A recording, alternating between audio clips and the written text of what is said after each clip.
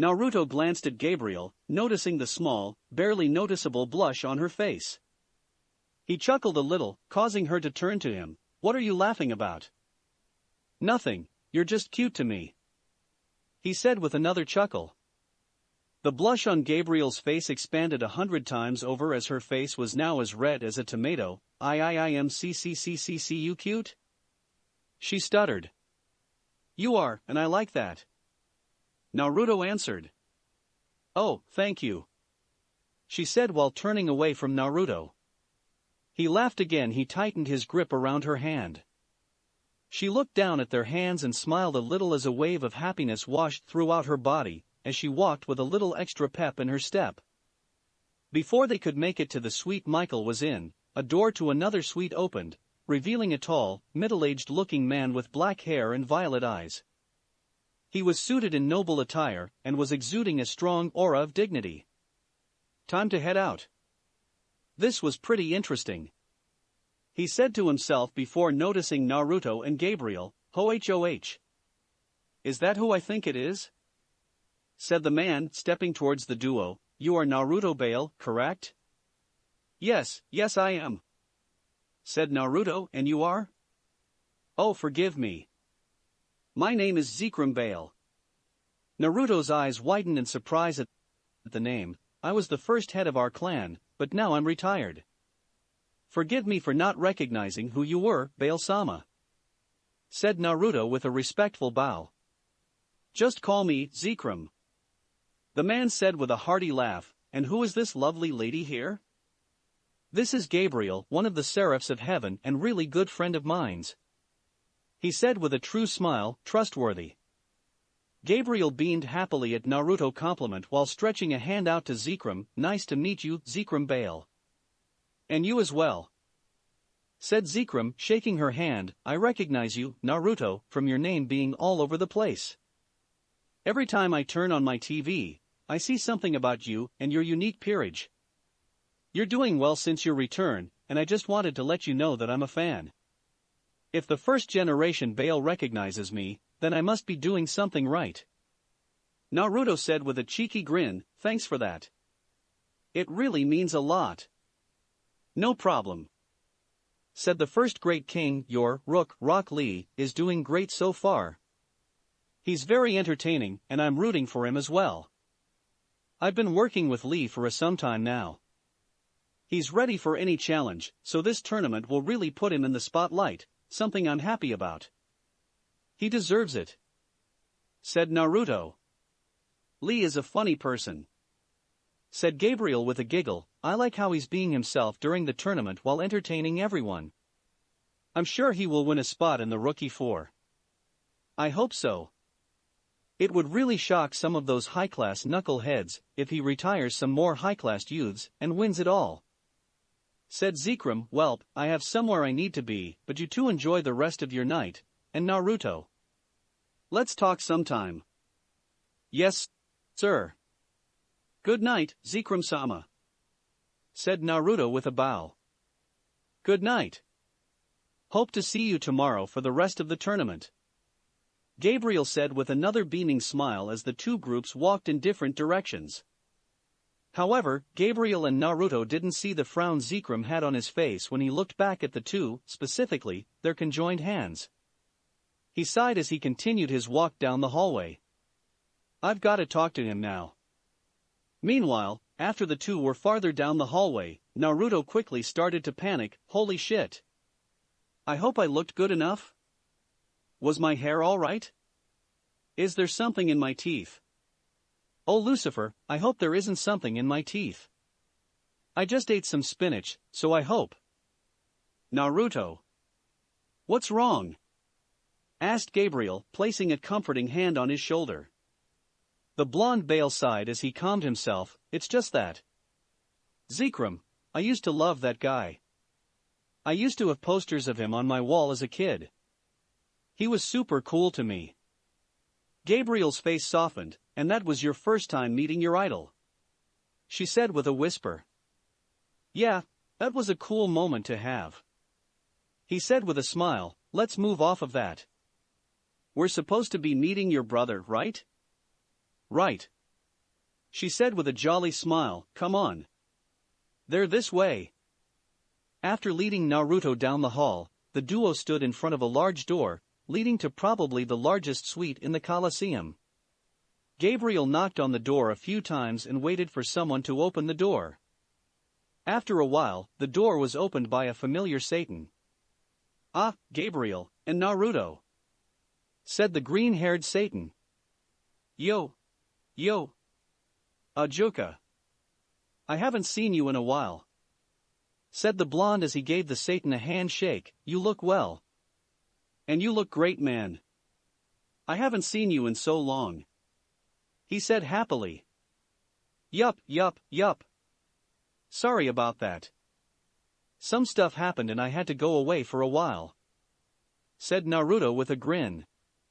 Yeah, I know, he replied, surprising Naruto. Before the Bael could ask what he meant by that, Ajuka continued, you two come in. I'm sure everyone would love to meet you, Naruto. He nodded and followed Gabriel inside. The room itself looked like a control room. There were devils sitting on top of a massive magic circle, and a few sitting at tables, operating computers. Naruto noticed that the devils working the computers were operating the cameras inside of the rating game dimension, which must mean the devils inside of the magic circle were the ones keeping the dimension stable and safe from the dimension gap. In the back of the room was a group of people. The four Satans, Azazel, Michael, and a few others were sitting in various couches as they watched what was going on inside of the rating game dimension by all of the projections on the wall. There were tons of camera angles around each competitor inside the dimension. Ajuka walked over to the group and introduced them. For those who may not know, this is Gabriel, Michael's sister, and Naruto Bael, a high-class devil here in the underworld. Oh, so this is the man my sister has been talking about recently, said Michael, standing from his chair and approaching the two. While I saw you during the 3-faction meeting, I know that we haven't formally met. My name is Michael, leader of the Angels. And I am Naruto Bael, leader of badassery and awesomeness, he said with a laugh as he shook Michael's hand. Gabriel speaks very highly of you, he said. Gabriel blushed and turned away from the two. Nara's a nice person, and I appreciate him, she said with a cute stutter. Ah, that's so nice of you, he said with a devious smirk, causing her to blush even more. I do appreciate you for handling her. Gabriel told me of the times you two had traveling around the world a few years ago. She had been complaining of being bored for a while, so I'm glad she had a friend to sightsee with, said Michael. It was a nice time and I had fun with her, said Naruto. Hopefully we can do that again in the future. Michael nodded and sat back down. Ajuka stepped up beside Naruto. I'm sure you remember Falbium? He wasn't at the 3-factions meeting, so he was also mad that he missed out on you. How can I forget about the big war machine? Said Naruto, moving over towards Falbium and hugging the oversized man. What's going on, bro? Haven't seen ya in a while. Hello, Naruto, Falbium said with a chuckle. It has been a while. Serafal, who was sitting next to Serorg, bit her bottom lip in contemplation. She didn't want to ruin the mood in the room by speaking to Naruto, but she did want to talk to him. She decided that she would just say hello and see where that would take her. Hello, Naruto, she said with a small smile. Naruto, who was currently rubbing Falbium's bald head, to the Satan's annoyance, glanced over to his past lover. Their eyes met for a while and Serafal shivered a little. She could easily get lost in his eyes. It was one of the many reasons why she fell in love with him years ago. He didn't even glare at her, which gave her a spark of hope that maybe, just maybe, she could be forgiven. Naruto smiled at Serafal. Hello, Leviathan-sama. Leviathan-sama. Thought shocked Serafal, but she didn't show her true emotions on the outside. She just simply smiled and nodded at him, but she was mentally shocked at how he addressed her. Why would he call me Leviathan-sama? What happened to just regular Serafal or Sarah? Letting Falbium go, Naruto continued to talk to everyone in the room, including Azazel, Barakiel, and even Odin. former leader of the Norse mythology. The two hit it off quickly as they introduced themselves to each other. They even started a small conversation about the devil exams and their predications on who would win. "You're a very cocky person, Naruto," laughed Odin. "You're very confident in the fact that your rook will in fact be a part of the final four and chosen to be one of the rookie four." "But of course," said Naruto, "Lee is more than competent to fight among the high-class devil youth, seeing as he does have the first retirement in the game, which was a high-class devil. He won't have a problem," he said with a dismissing wave. "I'll hold you to it then," said Odin as they continued on to a different topic. A few minutes later, Naruto entered his suite while whistling a tune. He had met up with everyone before leaving to meet up with Peerage back at his suite. Gabriel had given him a long hug before he left and said that she would be back to watch the rest of the tournament with him tomorrow, something he was looking forward to. Kisame was the first to notice that Naruto had arrived, so how was it officially meeting the leader of the angels? "I'm sure he was trying to pray over you and shit like that." "Nah, none of that. It was just casual talk, met some interesting people while I was there," he said with a closed-eye smile. "Well then, we should be on our way back home," said Orochimaru, creating a magic circle for everyone. "Actually, you all go ahead," he said. "I need to speak with Kuroka for a quick second." "With me, Naya?" asked Kuroka, who had woken up while Naruto was gone. "Yeah, you guys go on ahead. We won't be long," said Naruto.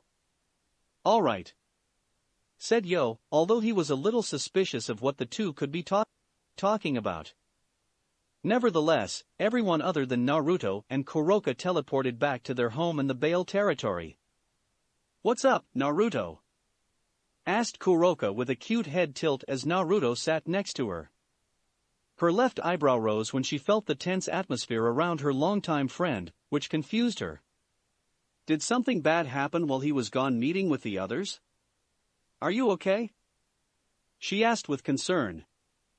Naruto was glaring a little at the window facing the arena and was quiet for a while as if he were debating on what he was going to say. After a couple of tense seconds of silence, the blonde Bale finally spoke. "That boy. I remember him." "Who?" asked the cat girl. "Ginta." Kuroka's cat ears slowly slumped on her head as she felt a sharp pain in her heart. "Oh, Ginta. That is him, isn't it?" he said, glancing at his queen with a heated stare. Kuroka internally flinched at the pressure exerted on her from his stare. "Yeah," she muttered. Naruto clicked his tongue and rolled his shoulders. "I thought so." In an act of desperation, Kuroka scooted closer to her, king, and grabbed his arm. "You know I would never betray you again, Naruto. I realize my mistake from back then. I will never even think about doing that again. I was just young and stupid, and I thought I could make some decisions for myself. I should have accepted your proposition as your queen long before I did. I'm sorry for any type of pain I put you through." She finished with tears gathering in her eyes. Naruto didn't respond to her pleas of forgiveness, which increased the pain in her heart.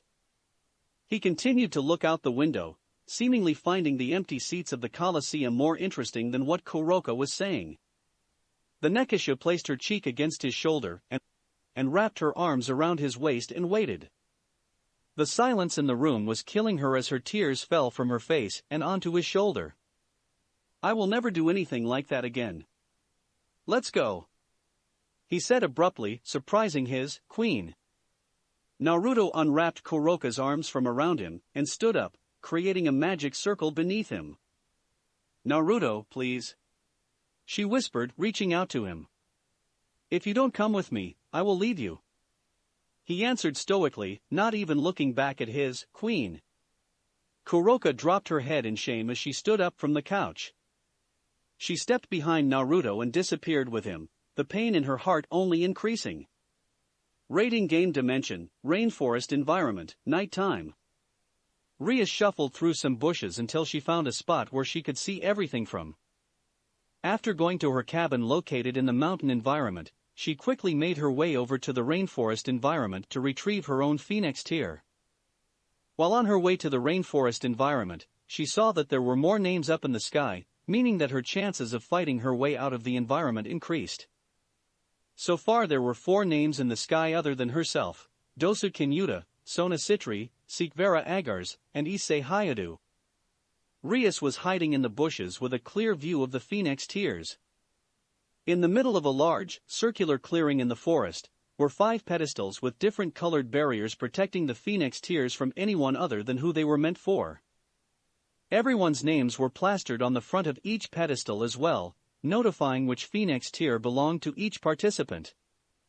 "I don't see anyone else around," thought Rias, scanning the area from her hiding spot, "and all the phoenix tears are still there, meaning no one has come to take them yet. They're probably waiting for the right moment to nab their own," she concluded. She did notice that there were a few small breaks in the ground and marks on trees, meaning that there had to be fight. Judging that there hasn't been any phoenix tears taken yet, those marks are probably from a fight earlier on today, meaning it should be safe to just test the waters a little. She took in a deep breath as she stared at the pedestal with her name on it. It was the pedestal to the far right, standing next to Sikh Vera's. "All right, Rias. You can do this," she said as she summoned her wings. "All you have to do is..." Dead. Rias felt like her heart burst from shock as she felt a hand on her back. Her eyes went wide as she felt a palm against her back. Her body quivered in fear, but she was too scared to turn and look to see who was behind her. "You know, you made this really easy, Gremory," said Dosu. He was crouching behind Rias with his right hand placed on the middle of her back. "Who would have thought that you would leave yourself wide open for someone like me to force your retirement?" he said with a dark chuckle. "Please, don't." Rias managed to get out. She slowly turned her head around to see that it was, in fact, Dosu who had her cornered. His Lona gave her the chills and she couldn't even think of a way to escape from his grasp. Dosu chuckled, "Scary little Gremory. Who would have thought that you could be the answer to my problems?" he said, surprising the girl. "Your problems?" she asked. "You see those small craters and dents on the ground?" he said, mentioning the same marks she saw a few seconds prior. "I've tried to get my phoenix tear a few times, but apparently there's somebody out there who's stopping me every time I go to retrieve it. I've tried to come up with some other way to get around them, but that opportunity hasn't presented itself yet." "So, you're asking for my help?" Rias asked. "Just this once," he said with a small glare. "Even though it's killing me on the inside asking help from a Gremory, I'm going to need a distraction so that I can get my phoenix tear. So, either you help me and you may live, or I just kill you now and send you home. Your choice," he said with a shrug. She growled at the one-eyed mummy, but she knew how to get her phoenix tear. "Sure, since you put it that way. Good girl," he said with an eye smile, which didn't fit with the tension between them. "Now let me inform you of what's going on. Every time I would run out there to get my phoenix tear, something from above would fall on top or around me. You can't see him from here because of the angle we're at and with the trees blocking our vision, but it's Deidara who's dropping these bombs on me. If he's out here, why isn't his name projected in the sky?" she asked. "There's a loophole around the rules," stated Dosu. "Your name won't be projected in the sky if you don't leave your cabin." Notice that he doesn't have a pedestal with a phoenix tear on it. It's because he never went to his cabin. He came here to ambush those that wanted their own phoenix tear, he explained. "And what do you want me to do?" she said with a harsh whisper. "Simple, go out there first, distract him, and then I run out and get my phoenix tear. Then I'll watch your back and let you get yours," he said simply, like they were talking about the weather. "Oh, like I can trust you to have my back," she said. "You can't trust me, but what choice do you have?"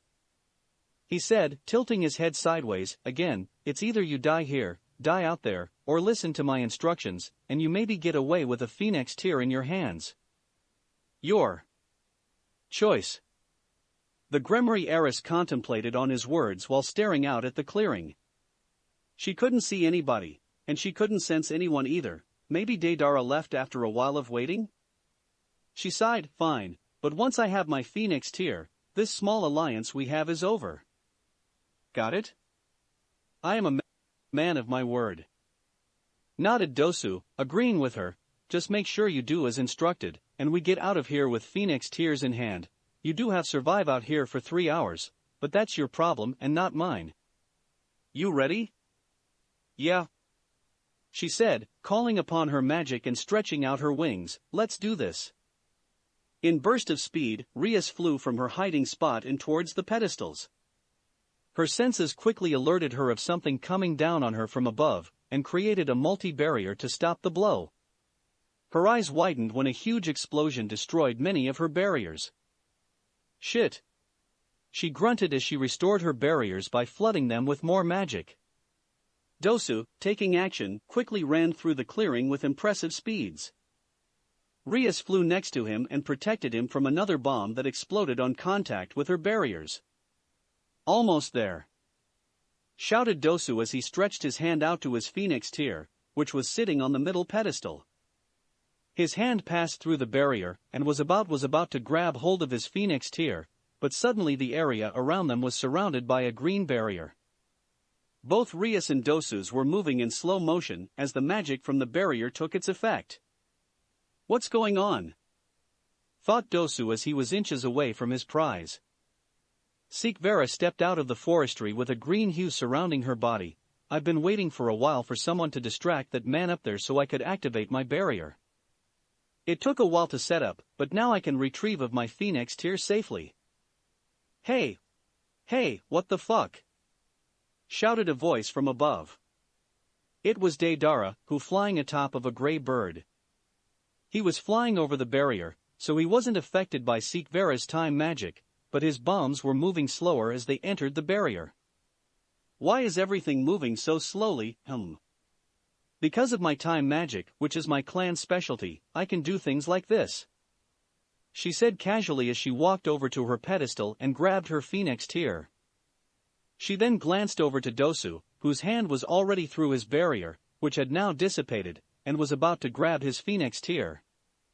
Well then, since the opportunity has presented itself, I'll be taking that with me. She said, snatching his phoenix tear for herself. Thank you very much. I'm sure my partner will appreciate this once I find them. She said as she summoned her wings and took off into the forest. Well, ain't that some shit? Said Deidara, watching Sikh Vera take off in the forest. That's some boss-like shit, But for these guys... He smirked when he saw Sikh Vera's barrier flicker a little before disappearing altogether. Dosu grunted when he hit the ground with no phoenix tear in hand. That bitch! He shouted in anger, a veil of white magic surrounding him in response of his frustration. Ha ha ha! Don't get angry now! Shouted Deidara, dropping multiple bombs that were heading straight for the duo. Dosu jumped in front of Rias and summoned a large, white magic circle. A piercing screeching sound filled the area, causing Rias to cover her ears in pain. All the bombs Deidara dropped exploded from the sound waves colliding into them. The sky was filled with fire, but Dosu kept the safe by amping up his sound waves. Get the fucking tear! He shouted at Rias. Acting quickly, Rias ran over to her pedestal and pocketed her phoenix tear. The moment she did so, Dosu recalled his magic circle and darted into the forest, chasing after Sikh Vera. That shit hurt, said Deidara, rubbing his ears and hoping the ringing sound in his head would leave. He noticed that Dosu was gone and Rias was running out the clearing and after Dosu. So, they forgot about me, said Deidara with a dark chuckle as he sunk his hands into both of his pouches. Sikh Vera was flying past all of the trees and vines in her path when she heard something coming from behind her. It was Dosu, burst through anything in his path, heading straight for the Agar's heiress. Seems like he's mad, said Sikh Vera. Get back here, you thieving bitch! Shouted Dosu, blowing through another tree with a sonic blast. That's a weird ability to have, able to control sound waves. Sikh Vera thought while pushing her glasses up on her nose. However, if I keep my distance, I should be able to avoid him. Meanwhile, Rias was following Dosu's path of destruction. She could see him in the distance, but he was still was away from the mummy man. While I am taking a risk following him, Dosu is strong. If I can wait until both Sikh Vera and Dosu tire themselves out, I'll take Sikh Vera's phoenix tear and retire them both. Sikh Vera continued her flight, but was cut off by an explosion ripping through the trees in front of her. She had to create a circular barrier around her to avoid being hurt from the blast. Dosu clicked his tongue in annoyance when he noticed that Deidara had followed them, annoyances everywhere. He mumbled to himself. He stopped running and waited for Sikh Vera to reveal herself from the explosion. "Did you all really think you could get away, shouted Deidara from above. "Leaving your cabins was probably the worst thing that could have happened for you. Now you have to deal with me all night." He laughed. "How disgraceful," said Sikh Vera, recalling her barrier once all the smoke disappeared. "I would have thought that you were going to try to attack those other devils hiding in the forest, but you had to come and follow me, spoiling all of my plans." Please, said Deidara from high up. "You think I would give up the chance to retire 2 heiresses from prominent devil clans, asked Deidara with a smirk. "While I don't know where the other one went, retiring you 2 is something I can't pass up on. So do me a favor and bathe in the wonders of my art." Deidara, full-blooded middle-class devil. Versus Sikh Vera Agars, full-blooded high-class devil, king. Versus Dosu Kinyuta, full-blooded low-class devil. Both Dosu and Sikh Vera created barriers around them when flying clay birds shot towards them at impressive speeds and exploded on contact. Deidara smirked from his position in the air as he threw more of his creations down onto the rainforest floor. "This is going to be a challenge," muttered Sikh Vera, deciding on going on the offensive. Before she could rush at Deidara, she had to dodge a blast of visible sound waves made by the approaching Dosu. "You're not going anywhere until I get my phoenix tear back," he said with a growl. "Sorry, but I can put this phoenix tear to better use than you," she stated, creating a blue magic circle and shooting a pressurized beam of water at Dosu. "Bullshit," he said, dodging the blast and heading straight for Sikh Vera. She rolled her eyes and summoned another magic circle. "Time curse," she whispered, activating her spell once the mummy-like teen was close. A green hue surrounded Dosu's body, and he was moving in slow motion. Using this to her advantage, she attacked the mummy boy with another shot of pressurized water, hitting him in his chest. "Gah!" he shouted as the force of the water shot him into one of the trees. Sikh Vera didn't have any time to lack as she flew away from another one of Deidara's bombs, which destroyed any tree within its blast range. "If I'm going to fight properly, I need to take him out first," she said to herself. She changed her trajectory and shot through the leaves from the trees and flew towards Deidara. "You think you can hurt me, he said, throwing what seemed like clay birds at the Agar's clan heiress. Using the same spell she used on Dosu, Sikh Vera shot a pressurized beam of water at the incoming missiles, but they acted as if they had a mind of their own, dodging the water and closing in on Sikh Vera. "Katsu!" he shouted while holding up a hand seal. The bombs exploded, but Sikh Vera activated her time magic in time, which slowed down the explosion's release and allowed her to escape. "This is getting annoying," she shouted, flying away from the deadly explosion.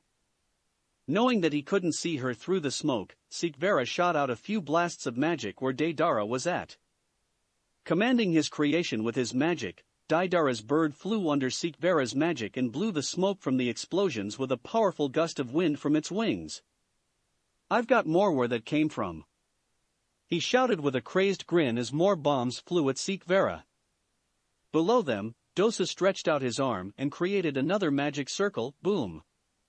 He whispered, A loud screeching noise rang throughout the area, with visible sound waves moving through the air at fast pace and towards Deidara, Sikh Vera, and the bombs. Deidara grunted in annoyance and directed his bombs towards the sound waves for protection. Katsu. He shouted. Another massive explosion occurred, saving him from the white rings of sound. Sikh Vera had to create a barrier in front of her to avoid being hurt from Dosu's attack. I've got more where that came from.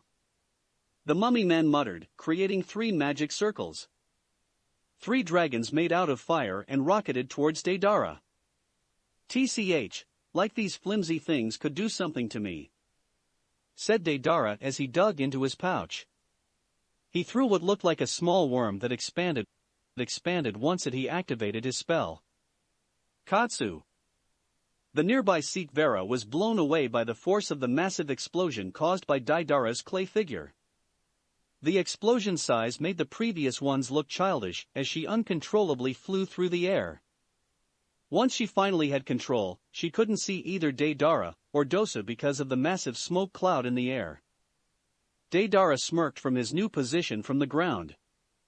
He left his clay minion flying in the air and was now hiding among the trees of the rainforest. He could see both Deidara and Sikh Vera from the ground with his scope-enhanced left eye. Now the games have really begun now that I have premium positioning, he said with a laugh as he began to plan his assault. Dosu coughed from all of the smoke before noticing that Sikh Vera wasn't far off from him. With anger fueling his movements, Dosu shot towards Sikh Vera with a vengeance. You have something of mine's, Agars. Stay away from me, she said, creating a large green bubble around her, a few green magic circles dancing along the exterior of the bubble. Dosu stopped his streak towards the Agar's heiress to keep away from whatever trick she was pulling. Once you enter my time bubble, time will slow down around you, giving me more than enough time to finish you off. Dosu growled as he backed away from the bubble. Where is that blonde-haired fool? He's not on his bird thing anymore. Probably escaped into the forest. The moment she said that, 3 clay birds flew from out of the trees and headed straight for Dosu. Humph. Dosu grunted as he destroyed the clay figures easily with a blast of his sound waves. However, he was caught by surprise when another bomb flew through the explosion and closed in on Dosu before exploding once more. The only form of defense Dosu could manage to make was a cross guard over his face as he took the brunt of the explosion. The force blew him straight into Sikh Vera's time bubble, causing her to smirk. Well, isn't that convenient? She said while shooting a blast of water magic at the helpless Dosu. However, a bolt of power of destruction collided into her water magic, saving Dosu and giving him enough time to free himself from Sikh Vera's time bubble. Damn it, I forgot that she was near, mumbled Sikh Vera, referring to Rias. Said Gremory was hiding behind her own tree, a safe distance away from Sikh Vera, Dosu, and even further away from Deidara. Since he helped me, I'll see what I can do to help him. However, once they're weakened, I'll come in and take them all out. Seems like I have an ally, chuckled Dosu, a little grateful that Rias helped him out. So, I've got somebody on my side. You have 3 people going against you, and we have a wild terrorist bomber amongst the trees. You can leave now, all you have to do is give me my phoenix tear.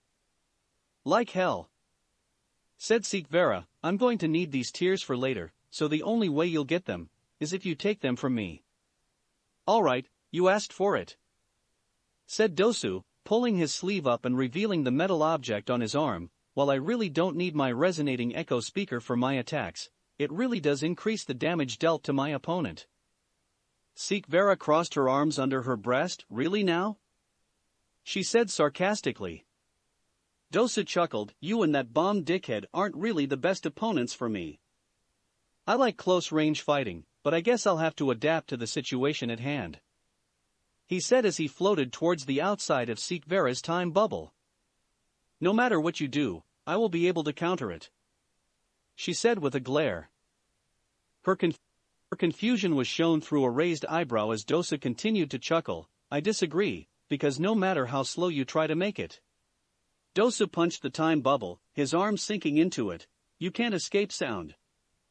He created a barrier underneath him and protected himself from the secret bomb Deidara had sneak up on them. Manipulating the sound waves from the explosion with his magic, Dosu amped the sound with his speaker and sent them to Sikh Vera. The Agar's clan heiress' eyes widened when a horrendous ringing sound filled her head. She clamped her hands over her ears and tried to block whatever was screeching into her ears, but to no avail as the ringing continued to mess with her concentration. "Whoa, what is this?" she muttered as she tried to focus, but she was losing her balance and felt ill. Her magic time bubble started to flicker as her concentration was swayed. Dosu chuckled, "You're lucky that there is some distance between us. My abilities are more potent the closer I am to my prey, seeing my control over the direction of sound ends in a couple of feet. But that won't matter for long. Soon enough, that idiot will try to blow us up again, giving me more sound to work with. You won't be able to keep this barrier up for long." "He's right," thought Sikh Vera with a grunt. "I need to do something drastic if I want to escape." Sikh Vera grit her teeth as she came up with a risky plan. Summoning multiple magic circles and recalling her time bubble, Sikh Vera shot out multiple elemental attacks in all directions. Dosu had fly away to avoid being shot with lightning, followed by dangerously hot shower of flames. Sikh Vera took advantage of this and flew down into the rainforest, using the massive trees as cover. Recovering from her attack, Dosu quickly chased after her, but once he landed back on the rainforest floor, Sikh Vera was nowhere in sight. "So this is the game we're playing. Everyone wants to be the cat, when everyone is actually the mouse," he said with a laugh. "If that's how we want to play, okay then." Rias could see Dosu from her position, which was in some bushes a few meters away. She saw Sikh Vera ran east of where Dosu was, but Rias decided not to follow Sikh Vera in order to keep her own location a secret. "Gremory!" shouted Dosu, surprising the redhead. "If you want to continue with this little alliance of ours, then we can probably get out of this forest alive. For now, keep your location a secret, even from me. As of now, Deidara and the Agars are our opponents." "He's smart," thought Rias. "In order for us to get out of here, our main target should be Deidara. Those explosives of his are controlled by his magic, so he can gild them to us. The best way to win is to wait for Deidara to slip up and reveal his location, so that we can knock him out. I've got to stay aware for any sneak attacks that Sikh Vera may try to pull. This may work." Dosu sighed and knelt down, placing his right palm on the ground. "Now, let's see where you are," he muttered as he closed his lone eye and concentrated. Away was Deidara. He snickered in delight at the situation he believed to be in his favor. "These little children can't stop me, I don't have to be near them in order to attack, and I can see them thanks to my scope. I've already set some of my explosive creatures around on the ground, but I can always create more to keep them on their toes, he thought as he unzipped his pouch and placed in palms inside. The mouths on Deidara's palms opened and started to eat some of the clay with hunger. "This is really an interesting battle, Deidara raised an eyebrow when he saw Dosu's head snap in his direction and rushed towards him. "How did he know that I was over here?" he thought with a panic as he threw more explosives at Dosu. Dosu quickly triggered the explosives to set off by bursting them with a powerful sound wave. He didn't even stop as he jumped through the fire and continued to run towards Deidara.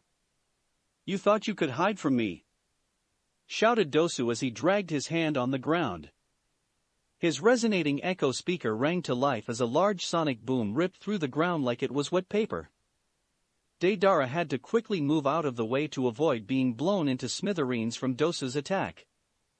The poor tree that he was hiding behind was blown to bits by Dosu.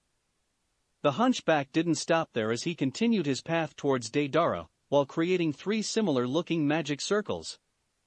Fire dragons erupted from the seals and rocketed after Deidara. "This same trick?" shouted Deidara as he shot his explosive bird clay figures out to counter Dosu's fire dragons. When the explosion occurred, Dosu quickly dispelled it with a sonic blast of sound. The blast continued to destroy everything in its path until it finally hit Deidara. The bomber hunched over from the force of the sonic blast, and blood leaked from the sides of his mouth. Gah! He shouted in pain as roughly landed on the ground. During the commotion, Rias had moved from her previous hiding spot, close enough to land a hit on the fallen explosion specialist. "Take this," she whispered, sending a bolt of her power of destruction at Deidara. Hearing something approaching, Deidara managed to avoid a fatal blow which would have surely forced his retirement, but his shoulder was nipped by the ancient power, annihilating his flesh. Deidara hissed at the pain and held up a hand sign. "You disgusting maggots need to die." Katsu. Suddenly, spider clay figures that burrowed into the ground dug themselves out and erupted in a flash of light. Dosu only had a few seconds to create a barrier around him to survive the multiple explosions around him. Rias flew away from the explosions since she was a safe distance from them, but had to quickly change her trajectory to dodge a magical blast from the recovered Sikh Vera. "Sikh Vera!" angrily shouted Rias, summoning her pod and blasting a massive amount of it at Sikh Vera. Sikh Vera's red eyes glowed green once Rias' power of destruction was close enough and slowed the time down around it. She easily moved out of the destructive magic's path and countered by creating a red magic circle. Red beams of light shoot out of the circle. Rias saw that one of the beams hit the bark of one of the nearby trees and burnt a hole right through it. "Lasers?" she thought as she flew away, weaving through all of the lasers and going deeper into the forest to find a new hiding spot. "Damn it, she got away," said Sikh Vera, recalling her magic and flying up to one of the higher branches. She peeked down at Dosu, who had a few burn marks on him, but generally looked unharmed. "He's going to be troublesome to get rid of. I don't know how, but he figured out Deidara's hiding spot with pinpoint accuracy and actually landed the first blow on that loud idiot. Maybe getting rid of his support should be my goal for now. He had fucking bombs in the ground," muttered Dosu as he shook his head, recovering from Deidara's surprise attack. "This guy is pretty good. I lost him again, but he'll slip up again and reveal himself." He glanced up at Sikh Vera, who was glaring down at him in annoyance, her red eyes glowing from the light the nearby fires produced. "Don't think I've forgotten about you, sweetness. I'll be getting what's mine soon." Deidara, who was hiding not far from Dosu, growled in anger. "This guy is something else. The only way he could have found me is by the sound of my zipper to my pouch, and my mouth's chomping on my explosive clay." Deidara smirked as he instantly thought of a plan to counter Dosu. "He's good at hearing things, Then I'll just disguise myself with more noise," he thought as he looked up at the air. His clay bird that he used to fly on was still circling in the air. "Time to show them art." The massive bird suddenly shrunk somewhat as its mouth expanded. Flying over the trees of the rainforest, the bird threw up small orbs onto the ground. It continued to spread these little orbs all around the terrain until it ran out. "What in the hell?" said Dosu, noticing all of the little orbs raining down from the sky. His danger senses quickly went off in his head as he summoned his wings and flew off. All of the bombs erupted once they made contact with the ground. Dosu had to use his sonic blast to save himself from some of the other orbs that landed in front of him as he continued to fly away. Sikh Vera flew off in a different direction where there weren't as many explosions, but she had to protect herself with a barrier a few times. Deidara chuckled as he heard his explosions go off in the distance, and now that the sound of my explosions is covering any noise I make, I can do whatever I want. In front of him was a small army of spider and snake clay figures, all created by him while the explosions went off. "Let's see how this changes things, he said as some of his creations crawled and slithered off on the land while the others burrowed into the ground. Rias was looking around after a few minutes of silence. So far, she couldn't see anyone, even Dosu, from where she currently was. "All of this waiting is killing me," she thought as she took a peek on her surroundings. She then noticed a small, light gray snake slithering on a branch near her. She tried to put up a barrier, knowing what it was, but failed to do so as it exploded, sending her hurtling down to the ground. After harshly landing on the rough earth, Rias groaned as she slowly stood back up on shaky legs. This guy is too good, he has control over everything, and is using the environment to his advantage. Her danger senses rang off in her head again when she saw the ground around her crack open, revealing a spider clay figure that was set to explode. This time, she had enough time to create a barrier underneath her as another explosion went off, sending dirt flying everywhere. So now he has landmines everywhere. She shouted in annoyance. Stay calm, Gremory. She heard Dosu's voice off in the distance. He has his explosive critters underground as well. To keep safe, fly above the ground so you don't step on them. Listening to her partner, Rhea summoned her wings and floated above the ground, keeping her safe from the land mines. She sensed a collection of magic in the air above them. Okay, now what's happening? She heard a loud shriek as the bird that was floating above the forest fell to the ground with blue needles sticking out of its body. Rias looked up at the sky to see Sona, to her surprise, glaring down at the rainforest below her. So, this is where they're all at, she said, creating 3 massive, blue magic circles. Massive amounts of water poured from the magic circles and fell to the rainforest floor. Seems like this could be chance to make up from before. What is she doing? Muttered Rias as the ground was submerged under a small layer of water. Does she plan on flooding the rainforest? After a while, most of the rainforest floor was covered in water. Sona pushed her glasses up on her nose as multiple water serpents came from the same magic circles. Go, was all she muttered as the serpents shot down towards the ground. Once their bodies made contact with the water on the ground, their forms melted into the water with their red eyes still visible. The serpents swam through the rainforest easily now that they had a base to travel in. Sikh Vera's eyes widened when a water serpent grew from out of the water below her and opened its maw to consume her. Creating a magic circle, she dismantled the serpent's structure by burning through it with her powerful lasers, but she didn't notice the approaching serpent coming from behind her and crashing into her back. She cried out from the pain and fell from the branch she was on and plummeted to the ground. Gah! She cried out when her back hit the ground. Her clothes were soaked now that she was in the water made by Sona, but that was the least of worries as multiple serpents of water erupted from the water and all closed in on the struggling Agar's heiress. Suddenly, Dosu appeared over her with 2 magic circles floating both of his outstretched hands. Be gone! He shouted as he created a sonic boom destroying the water serpents with ease. Before Sikh Vera could get away, Dosu quickly turned around and grabbed Sikh Vera by her throat. You thought you could get away? He said darkly and forced her back down into the water.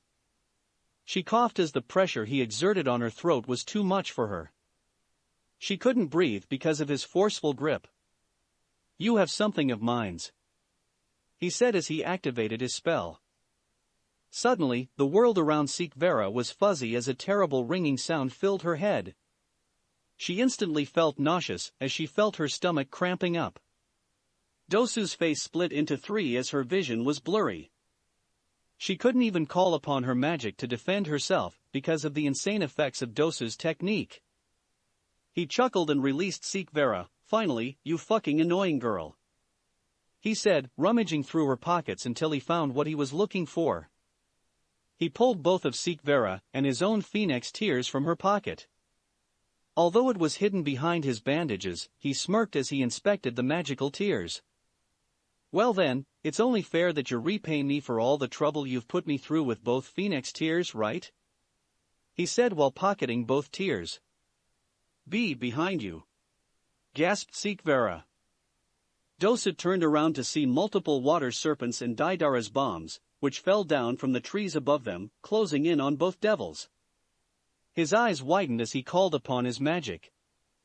Rias was doing her best to dodge all of the water serpents out to eat her and Daidara's bombs. The two had both collided into each other while running away from Sona's Aqua army and fought each other while avoiding the deadly beast behind them. Just go somewhere else. Why would I do that, said Daidaras as he flew past a few trees and swerving around one of the serpents that grew from out of the water in front of them. I need to retire all of you all here. That will give me enough points to become a part of the Rookie 4, and that prize money. He shouted as he continued to summon flying explosions and shot them at both Rias and the water serpents. This isn't good. Panicked Rias as she dodged another serpent while countering Daidara's clay figures with her pod. She had to stay alert because Daidara had adapted to her strategy of floating over the ground to avoid stepping on the land mines. Now, whenever Rias would fly over a spot where there was a land mine, the creature would jump out of the ground and explode in her face. I literally have to watch everything around me just so I won't be blown into bits. Sona isn't helping either with her serpents that are using the water on the ground to travel through all of this mess. She thought as she had to break through a vine that wrapped around her foot. Katsu! Shouted Daidara.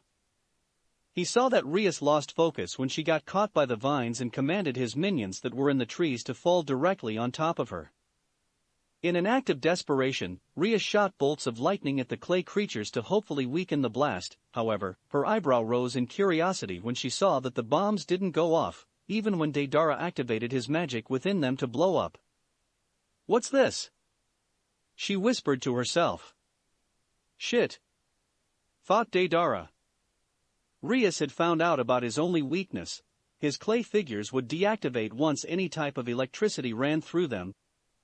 This changes a lot. I'm basically useless against her now that she knows this, huh? I've got to do something new, maybe go after the others now. Rias kept dodging Sona's serpents and continued deactivating Daidara's bombs with lightning. This works. She thought in happiness, finally. Now all I have to worry about.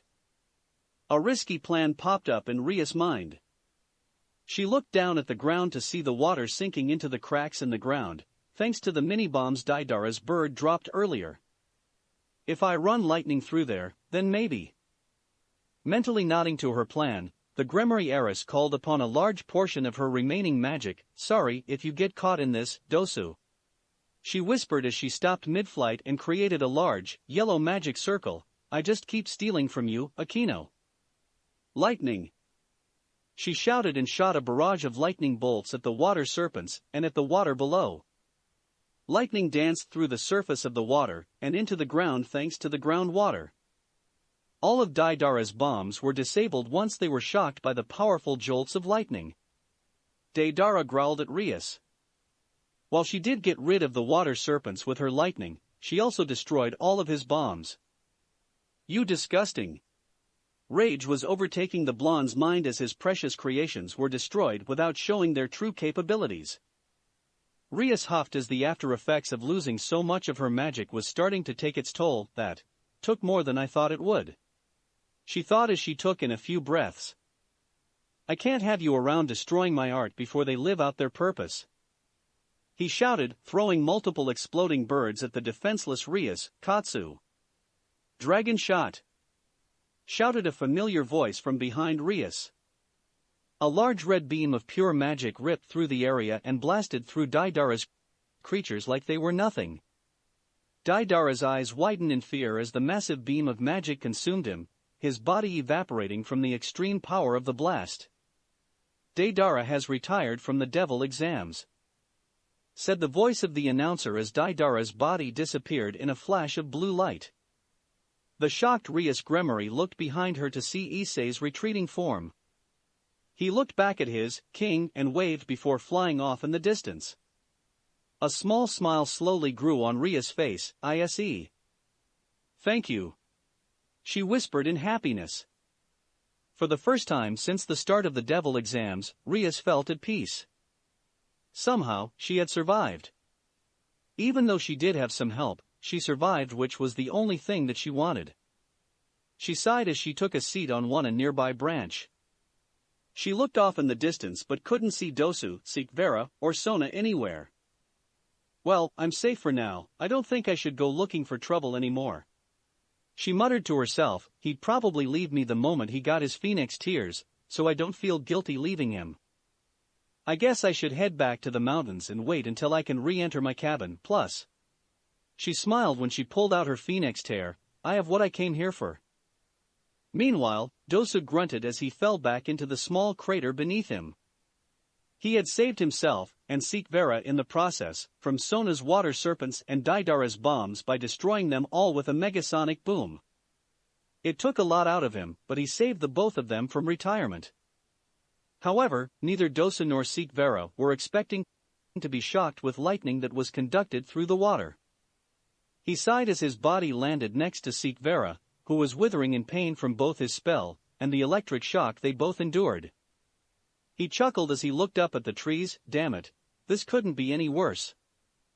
Suddenly, Sikh Vera threw up all on Dosu's face, the combined effects of Dosu's sound waves ringing in her head and the shock of lightning being too much for the Agar's heiress to handle. The mummy man's sweat dropped. Fuck, I had to say something, he said with a grunt as he tried to scoot away from Sikh Vera's bile. Once he was a safe distance away from the Agar's heiress and her bile, he closed his loan and concentrated. She's coming, and I don't have enough energy to fight her off. He opened his eyes and took a look at his surroundings. There was still water everywhere, some of it was pouring into his crater. The bandages on his face covered his smirk as he grabbed one of his phoenix tears. Time to use my street smarts. Sona descended down into the forest area to see both Sikh Vera and Dosu lying next to each other, almost as if they're gifted wrapped for me, she said as she landed not too far from the duo. Dosu coughed out a laugh at Sona's joke. Gift W wrapped, huh? He said, well, aren't you, lucky? Sona looked over to Sikh Vera and noticed the small puddle of bile beside her. Disgusting, she said with a disturbed look on her face. Try lying next to it, Dosu said with a chuckle. No thanks, said Sona, kneeling over the disoriented Sikh Vera and checking her pockets. She scowled when she didn't find any phoenix tears on her person. She glanced over to the chuckling Dosu. You took them already, didn't you? Su sure did. Sona stood up and walked over to Dosu. Glad that you're so honest, she said. Yo, you like honestly? He said, confusing the Sitri heiress. Then you're going to hate me. Sona felt a vibration coming from under her feet before a ringing sound entered her head. She clamped over her ears to block some of the sound, but to no success as the ringing noise only got louder and louder. Dosu laughed as he stood up like he wasn't hurt in the first place. Lying is one of my specialties. I needed it to survive, something you've never had to do, he said as he threw an empty phoenix tear cartridge at Sona. Sona fell to her knees as she lost her balance and was experiencing an episode of vertigo. She looked up to the hunched-back boy with a weak glare. How? She managed to get out before falling to her side. Dosu chuckled and pointed to the water below him. This is all thanks to you, of course. You may not know this, but water is an excellent conductor of sound, and as you can see, we're surrounded by the shit. I used one of my phoenix tears, but feigned like I was still hurt and immobile. You lowered your guard when you saw us hurt, which was all I needed to create a magic circle beneath me, and used the water around as conductor, leading my sound waves through the water and to your feet. The blood inside of you picked up on the sound waves and traveled up your body, giving us what we have here, he said with a laugh. And unlike you, he continued while holding out an outstretched arm, I don't give my opponents long speeches before I take them out, giving them time to come up with a plan of escape. Goodbye, he said and unleashed a powerful sonic boom, crushing Sona and the ground her with its pressure. Sona Sitri has retired from the devil exams, said the announcer, his voice projecting throughout the dimension.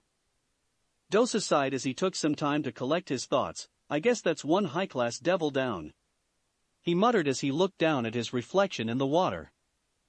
He noticed that still had some of Sikh Vera's bile on his face. First things first, get rid of this shit on me, he said as he took a moment to wash off his head from Sikh Vera's disgusting throw-up. After he was done cleaning himself, he looked over to Sikh Vera, who seemed to be recovering from her nausea. Down goes the other high-class devil, said Dosu, stretching out his arm and summoning a white magic circle. Bigo. Dynamic entry. shouted a familiar voice. Dosu blocked the incoming with his resonating echo speaker on his right arm. Spider web cracks danced along the surface of Dosu's tool, but didn't break from the newcomer's kick. "You!" growled Dosu, pushing Lee away from him. Lee landed on the ground before disappearing in a burst of speed, planning on taking Dosu out with martial arts. However, his eyes widened when Dosu predicted Lee's movements, and blocked Lee's punch with a punch of his own. Taking charge, Dosu responded with 2 quick jabs, which Lee easily dodged and punished Dosu with an uppercut to the chin. "Shit!" Dosu thought in pain as a little blood leaked from his mouth. He quickly recovered and outstretched his arm at Lee Die.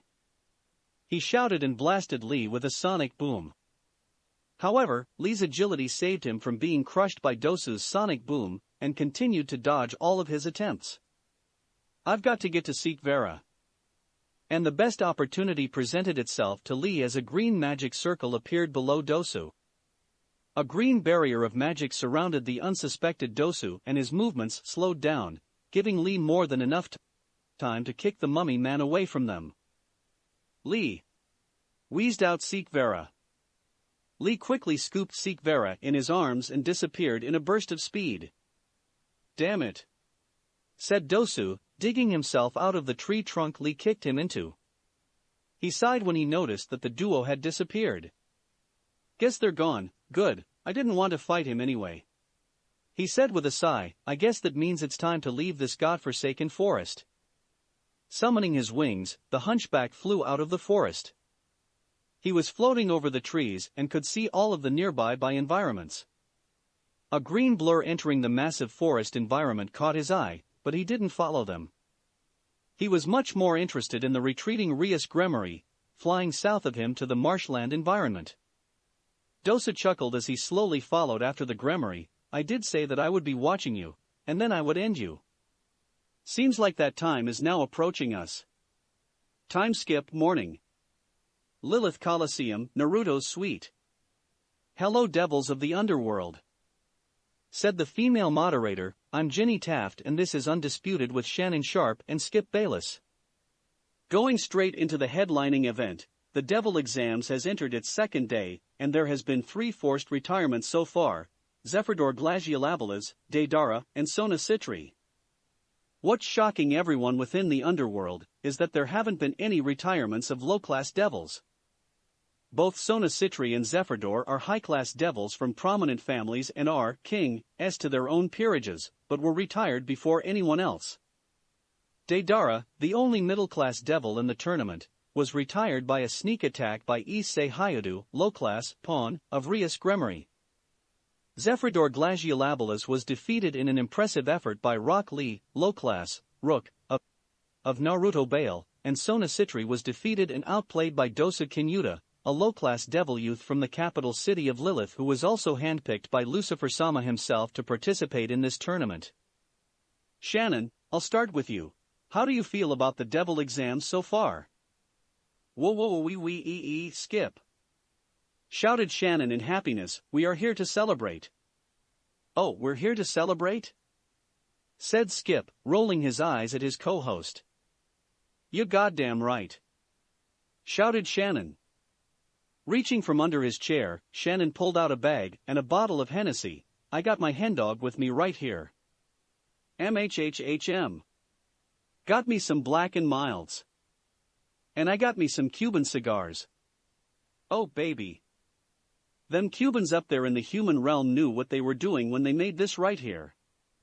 You are just so happy, aren't you?" said Skip, even though. "Achik. It ain't your turn, Skip. It ain't you, Jenny. Is it Skip Bayless' turn, or is it my turn?" "It is your turn, Shannon," confirmed Jenny. "That's what I thought," shouted Shannon with a laugh. "And Skip, I brought you some apple juice, because you a HAY tour, and you'd be the person to sneak some apple juice in my hendog party," he said while scooting a small box juice of apple juice to Skip. "Thank you for this, I'll save it for later though," said Skip, taking the juice box and throwing it over his shoulder. Shannon laughed as he placed all of his celebratory items back under his chair. now to talk about what we came here to talk about. He. Oh boy, Skip, I told you. These low-class devils didn't come here to PLLAAYYYYY. Oh did you see what I just saw? Look at this, Skip. Shannon motioned to the TV display showing highlights of Lee and Dosu fighting and retiring their opponents, along with Issei retiring Deidara, just beautiful. Beautiful. I knew it was going to be good, but I didn't think this tournament would be this good. In under 24 hours, 2 high-class devils and 1 middle-class devil are gone. And you know what? All of the low-class devils are still there. They're still alive and well this morning. Still have a fighting chance. This is why Lucifer-sama allowed them into this tournament. And even though that bomb kid was retired early, I can assure you, his performance was much better than that Sitri's or the Glaciolabala's. Shannon finished with a huff. Are you fin? I'm finished, Skiwiyup. Skip cited his co-host antics. Thank you, Shannon, for that beautiful, emotional speech you just gave us. Skip filled through some papers on the tables before giving his own thoughts, so. I'm not going to lie, I'm not going to front. This was a highly impressive debut for the low-class devils, more specifically Rock Lee and Dosu Kinyuta. Now we've already seen what Rock Lee can do, so I'm going to focus my attention on Dosu Kinyuta. This boy has got it. Shouted Skip, he's got it, and his is now one of my favorite devils in this tournament. Oh, so now you like him? Shannon said with a cocky smirk. I will admit. Said Skip, raising his hands up in defeat, I will admit that I didn't have faith in the other low-class devils, but now I do. I can assure you that I will no longer be counting these kids out because the low-class devils are putting on a show. And the best part is that we haven't seen most of them yet. They're still hidden in some random parts of the dimension. How far do you think Dosu will make it? Asked Shannon. I'd say top 7. Top 7 is a safe bet for me. Said Skip, there are 10 devils remaining, but Dosu Kinyuta has proven that he is worthy for a position in the Rookie 4, and it wouldn't surprise me if he gets to be a part of such a historical group. I agree, Skip, with everything you said, started Shannon, but I still got my money on Lee. Oh, he's gonna do something. And we've got to throw in the fact that he has an alliance with Sikh Vera Agars, who handled business in that big scuffle last night that we're just now seeing for ourselves. She did look like she was in some trouble. Said Skip, Dosu was very close to finishing her off as well. True, but she's still alive, and that's all we gonna talk about. Said Shannon with his nose in the air. Any honorable mentions, you two? Said Jenny, did any other participant catch your eye? I'm going to have to go with Deidara. Even though he's gone, this middle-class devil was basically by himself against 3 high-class devils and 1 low-class devil that fights like a high-class devil. He took care of business, outsmarting them many times, adapting to any threatening predicament, and was just overall impressive during that battle. Finished Shannon.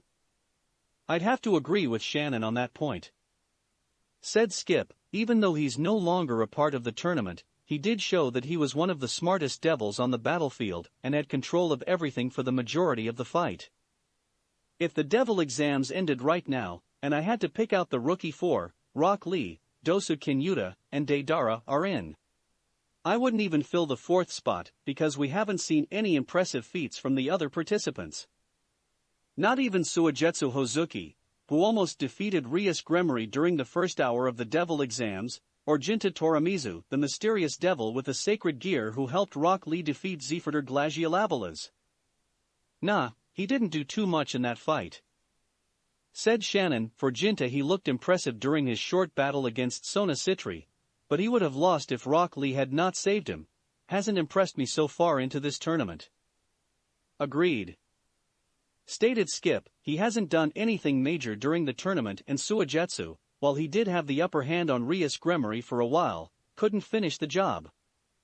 So far, there are only 3 people who deserve to be a part of the Rookie 4: Rock Lee, Dosu Kinyuta and Deidara. Fu. Chuckled Orochimaru, seems like our Lee is a favorite to win it all. They were all back in the suite watching the highlights of what happened while everyone was gone for the night. Naruto and his peerage all shared a breath of relief when they saw that Lee was still in the tournament and were all impressed by Dosu's performance as well. And that Dosu child. He's promising. He is. Said Hao, watching the screen that was displaying his highlights. He's a fighter and is very smart. He could be a threat for Lee later on in the game. I'm sure the rookie will be fine. Said Kisame, who was back to sitting in his recliner with Samahata in his lap. He was flipping through the menu again to see what he would order today. What are your specials for the day again?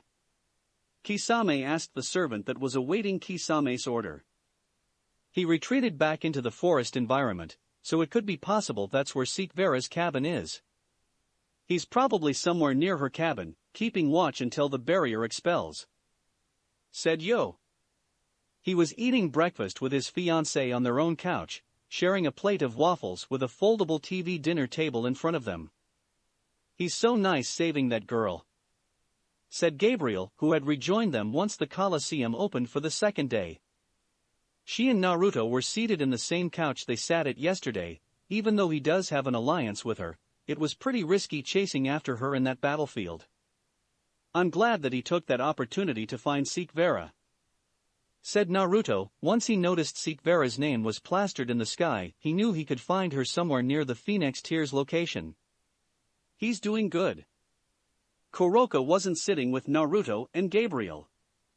She was laying in one of the couches that sat against the wall on Naruto's right. She told everyone that she was tired and had her back to the group, but she was awake just like everyone else. She didn't want everyone to see the rage she had when she saw Gabriel waiting for them outside of the suite, nor did she want to see the sight of Naruto and Gabriel acting like a couple any longer. She felt horrible because of the conversation she had with Naruto last night, but she couldn't do anything but accept it. She decided to leave Naruto, and she was suffering the consequences for it. None of this would be happening if you didn't leave Papa for Ginta. You didn't put us first. You deserve this. Kuroka flinched and she closed her eyes as the memory of her nightmare so long ago continued to haunt her. An image of a smiling Gabriel appeared in her mind, and the cat girl had to suppress releasing any ki in the atmosphere. I hate you. Thought Kuroka in anger, I hate you so much. I'll never forgive you, even though I may be the cause of everything. Oh. The barriers are disappearing. Said Yo with interest as multiple images of all of the participants' cabin barrier phasing away. Seems like it's time for more action. I'll stay awake for everything this time. Sure, you will. Said Anna stoically as she took a small bite of her waffles. Rating game dimension, forest environment. Sikh Vera, before opening her eyes, sensed around her for any enemies. She sighed when she felt Lee's magical energy not too far from her, and opened her eyes, revealing her red orbs to the world. She was lying in a comfortable bed inside her cabin. After the events in the rainforest environment last night, Lee brought her to her cabin once she told him where it was located. Since the barrier around it wouldn't permit him to pass through and enter her cabin, Lee said that he would stay nearby, standing guard in case anybody passed by. The memories of last night flashed through the Agar's heiress mind, and in a fit of anger, she slammed her hand into the soft mattress beneath her. I lost both Phoenix tears. She said with a rare display of emotion. Sikh Vera wasn't one to have her emotions hanging from her sleeves, she liked to keep to herself. However, she couldn't help but be upset at herself because of her terrible performance last night. If Lee hadn't saved her last night, she would be waking up in the medical room in Lilith Coliseum rather than here in her cabin. Next time, I'll be better, she said as she rolled out of bed. She noticed that there was an exact copy of her clothes sitting on the dresser. Assuming that the extra clothes were a gift to her from those operating the devil exams, she quickly changed into the new, fresh clothes. Making sure that she was all right, she made her way out of the cabin. Once she was out, the cabin disappeared by magic circle. "Lee, you can come out now," she said. "Good morning, Sikh Vera," said Lee, dropping down in front of Sikh Vera. He was resting/keeping watch from the trees, and was glad that nobody had passed by them. Now that Sikh Vera had full night's rest, their chances of making it to the final four increased. "You look well after that massive fight last night," she sighed. I wasn't prepared for that fight at all. I didn't know it would blow to such proportions. If you hadn't saved me, Dosu would have finished me." "It's all right. Remember, I'm here to protect you," said Lee. "I won't fail my master. And I'll make sure not to put all of the work on you. I still want to be a member of the Rookie Four, so I will also put in my best efforts so that we both make it to the end," said Sikh Vera. "YOSH. I'm enjoying this partnership already," shouted the excited Lee. "So what should we do now, partner?" "For now, I suggest we take things slow. We're not in a rush, so we should move on our feet and see who we run into. If we don't find anybody, we'll speed up our search by flight," said Sikh Vera, pushing her glass up on her nose. "That sounds excellent. Is there any place you'd want to go specifically, partner?" For now, I suggest we head towards the mountains," said Sikh Vera. "While passing through there on my way to retrieve of my phoenix tears, I glimpsed at a cabin nearby.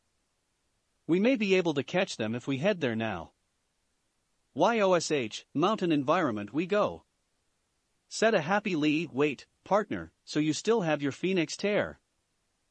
Disappointment was evident in Sikh Vera's eyes as she looked down at the ground in anger. "No, Dosu took them from me. I was arrogant with my abilities and took his phoenix tear and my own.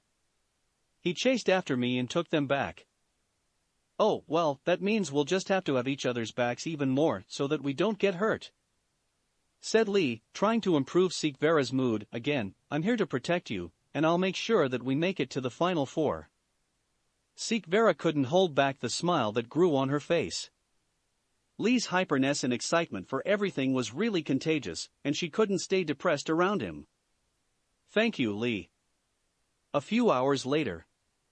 Raiding game dimension, forest environment, near the desert environment.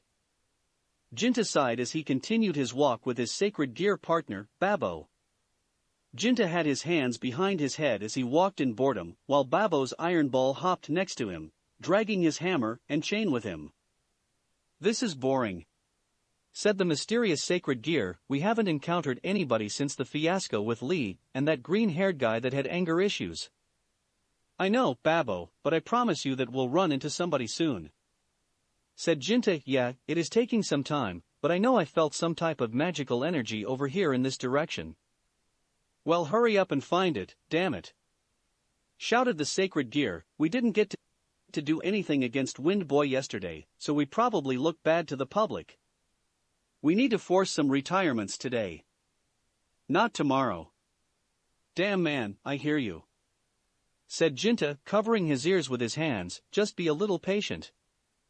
I'm bored like you are, but I'm not hollering in the middle of the forest where they can be potential enemies." "Oh really?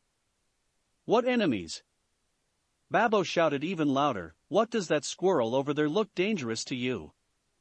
"Wow, didn't know you had a fear of rodents, Ginta." "I'm not scared of squirrels, idiot," Ginta shouted back. "All I told you to do was to shut up.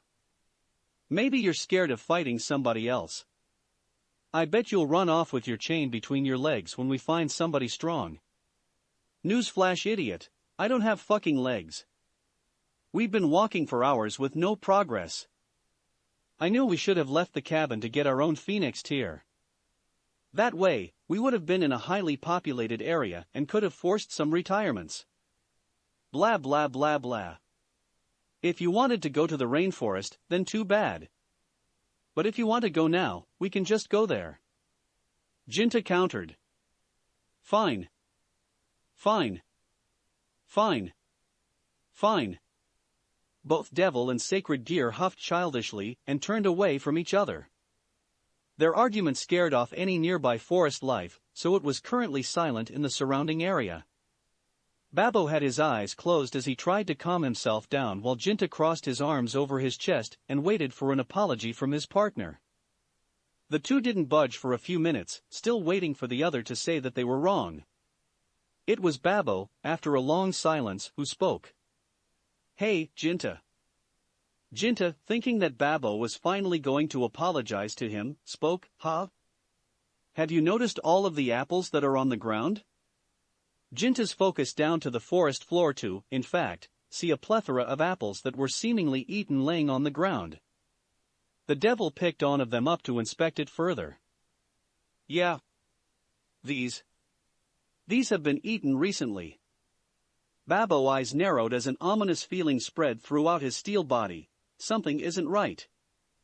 "You two are really entertaining," shouted a voice from above the duo. Ginta and Babo quickly teamed up again, with Ginta grabbing Babo's hammer and Babo searching the area around them. "To think you haven't even noticed me yet is really something." "Where are you?" shouted Ginta with a growl, expecting a fight to happen at any moment.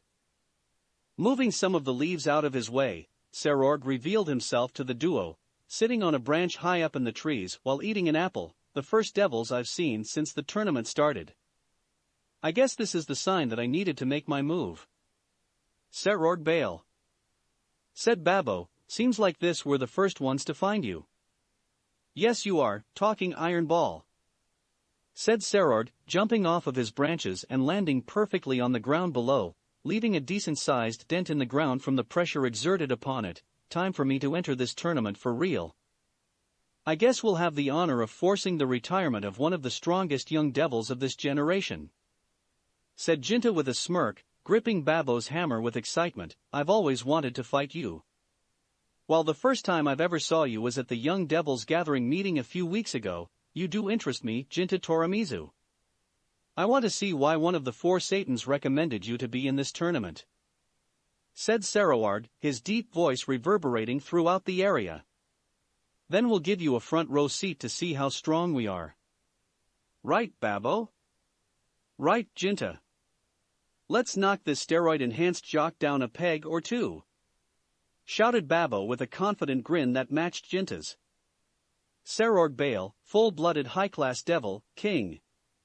Versus Ginta Toramizu, full-blooded high-class devil, king. "You can have the first move," said Serorg, slowly putting both of his hands up in a fighting position.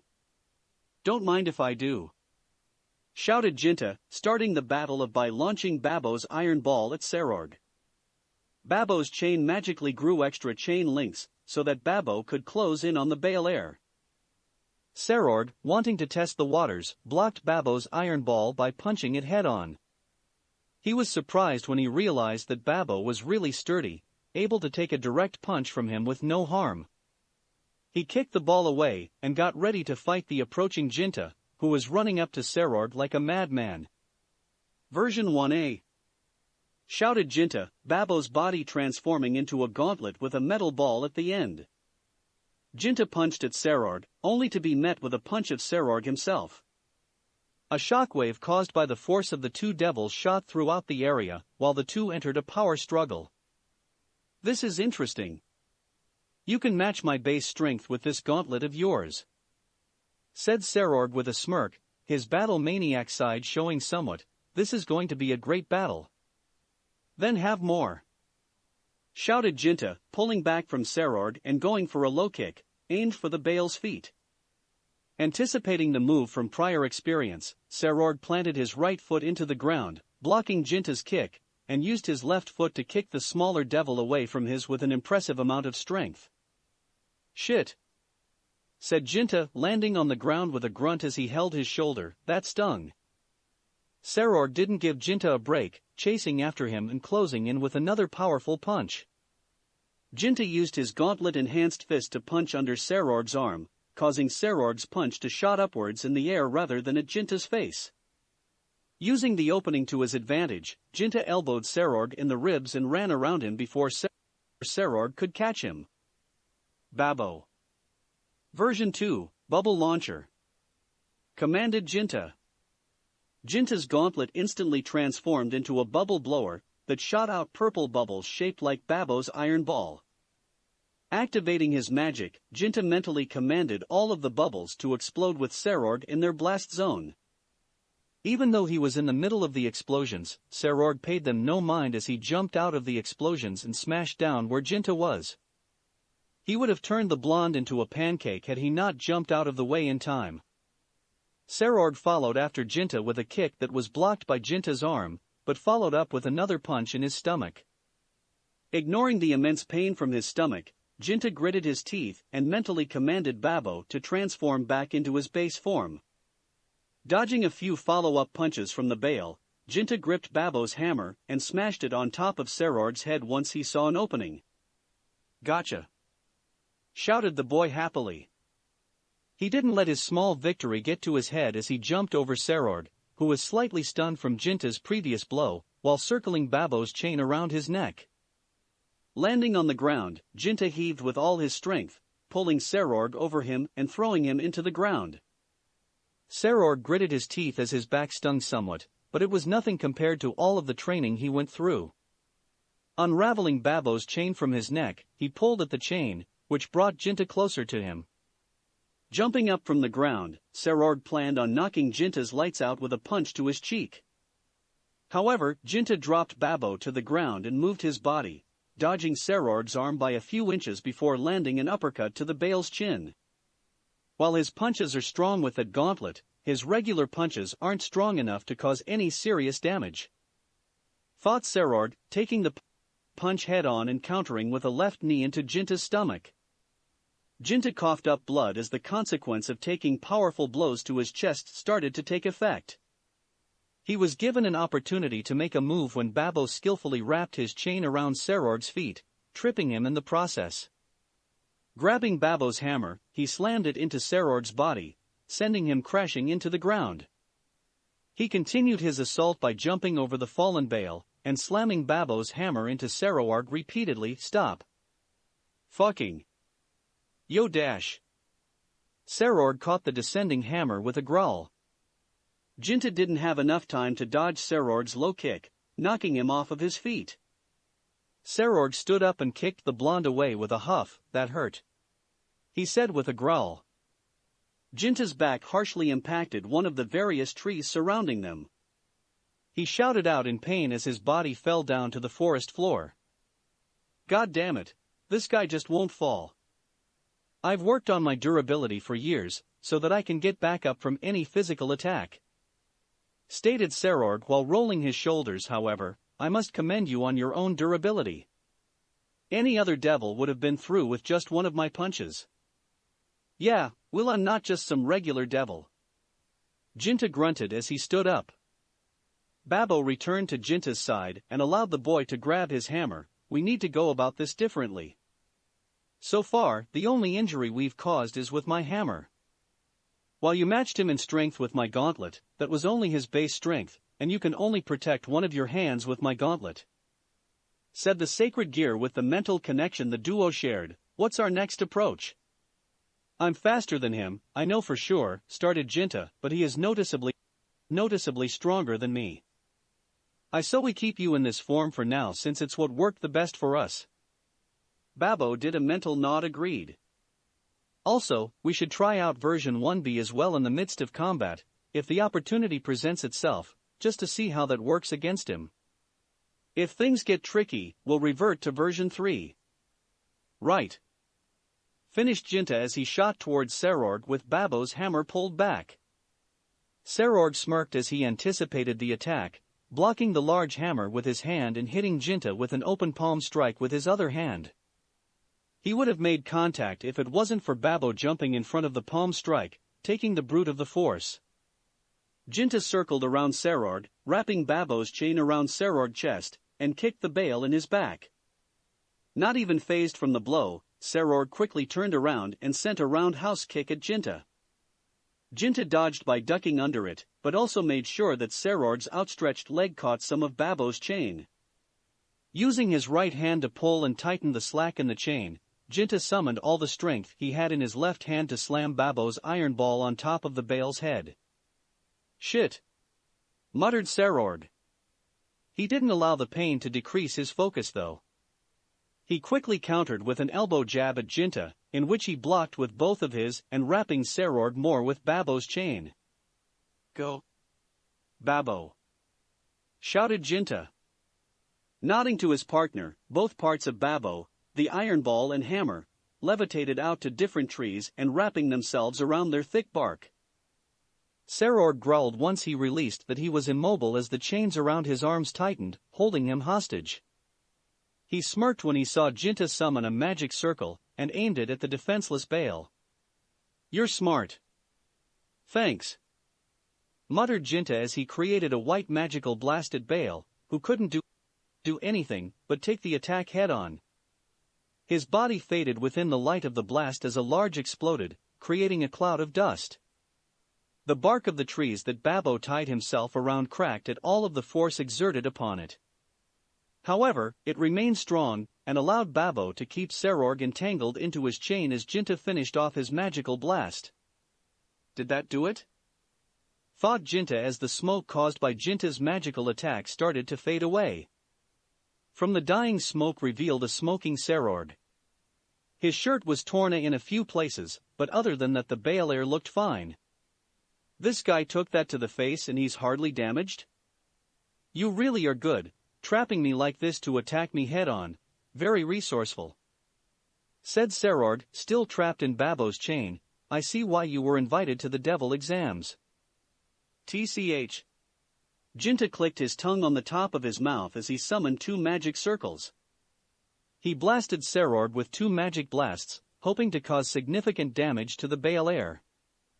However, once the smoke caused by the explosion cleared, Serorg was still standing, only slightly injured from Ginta's attack. Okay, I need to do something else to take you out. That you do, muttered Serorg as he started to call upon his strength. His muscles grew larger as they tried to break Babo's chain. Ow, OWW! Shouted Babo. Serorg was forcefully stretching out Babo's chains with his muscles in order to free himself. Damn it, Ginta. This hurts. Let go for now, Babo, said Ginta calmly. His partner nodded and loosened his chains around the Bale, and returned to his partner's side. We may have to resort to version 3. Ho. You have another ability you haven't shown me yet? Said Serorg with curiosity and excitement, then reveal this new version of yours. Yours. I'd like to see it for myself and defeat it to prove my newfound strength. Are you sure? We were doing fine while in base form, muttered Babo. We were, but if we can't hit him with anything that'll leave significant damage, then we need to amp things up a bit, stated Ginta. Let's do this. Babo. Version 3, Gargoyle. If you say so, partner, shouted Babo. A large, white magical circle appeared below Babo as a white light flashed throughout the area, blinding Serorg during Babo's transformation. However, he did feel a massive amount of power coming from the duo, causing Serorg's excitement to shoot through the roof in anticipation. Yes. Reveal your strength to me, he shouted with a wide smile as his body was enveloped in the white light. After some time, the light died down, allowing Serorg to remove his arms from over his eyes. He looked up at the behemoth floating before him with wide eyes as he tried to process what it was. What he was facing was a massive gargoyle that was at least 6 meters in length, 20 feet. The huge gargoyle was golden in color, with massive gray fists that were large enough to crush multiple trees within its grasp. It was levitating in midair with a large blue gem acting as its lower body. Its face looked like a demonic with its red eyes gleaming down at Serorg as if the boy was insignificant to him. Large wings that looked similar to a dragon's wings stretched out from the gargoyle's back, only adding to its intimidating physique. The last thing that stood out to Serorg was the large, golden ring that the monster was holding within its mouth. Serorg looked up at the monstrosity in awe before smirking, his blood boiling at the chance to fight Ginta's creation. Well now, I was expecting something different, but this is something never seen before. You Ginta Torimizu. You are something very special. Thanks, now get him, Gargoyle. Shouted Ginta. The behemoth roared out a deafening screech before charging towards Serorg with a speed that was impressive for its large size. Serorg called upon his strength and held out his hands to catch the demon's punch. His eyes widened when the force of the punch made his knees buckle as he held off the massive fist that was double his size. Serorg gritted his teeth as he called upon more of his physical strength, slowly pushing against the gargoyle's fist. However, he wasn't prepared for the gargoyle to pull his arm back, which made Serorg lose his balance, and shot out a massive purple beam from its ring in its mouth. His large fist was nothing but a distraction. Fought the Bale as the magical blast made direct contact, consuming Serorg and wrecking through the forest with no mercy. The massive beam etched itself into the ground as it tore through everything in its way, with a powerful shockwave following it and knocking down trees around the surrounding area. All right. Good job, Gargoyle. Shouted Ginta in happiness as he watched his partner rearrange the environment around them. The forest in front of his was more like a wasteland now. He was sure that not even a person like Serorg could survive something like that. However, after a few seconds of silence, the sound of Serorg coughing caught Ginta's ear. Gargoyle growled in anger as Serorg burst through the ground and pulled himself up. He was quite the distance away from Ginta and the blast had buried him underground. He groaned as he slowly stood on both of his feet, a bit weakly. He was bleeding from multiple parts of his body and his shirt was totally destroyed, while his pants were tattered. The Bale clan heir gasped for breath. Pain was rolling through his body as he tried to collect himself. That was new. Thought Serorg, falling to one knee, for that thing to do all of this. He thought, looking at the destroyed environment, it's sure to attract some type of attention. I need to end this now. Slowly, the taller teenager stood back up on both feet after having some time to recover. He perked up when he heard Ginta's voice from afar, still got some energy to fight, huh? Always. Mumbled Serorg as he concentrated, you've shown me what you can do. I'll admit that I underestimated you, but I will still defeat you here and now. A white hue of magic erupted around Serorg before he rocketed towards Ginta and Gargoyle with a newfound speed. Knock him out, Gargoyle. Commanded Ginta. The monster roared out as he gripped both of its hands together and prepared to slam them both down on the approaching Bale. However, when it did, Serorg held out of his hands and stopped what seemed like his impending demise. I'm strong than ever before. Simple things like this won't stop me anymore.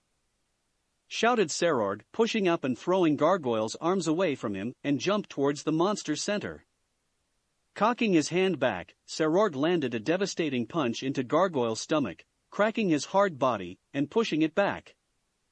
The monster cried out in pain before shooting out multiple fireballs at Serorg, all that he blocked with a swipe of his hands.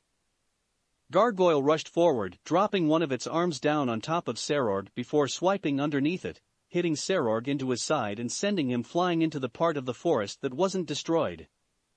After breaking through trees and bouncing off of the ground repeatedly, Serorg summoned his wings and flew back at the beast, intending on using the force of his flight to add on to his next attack.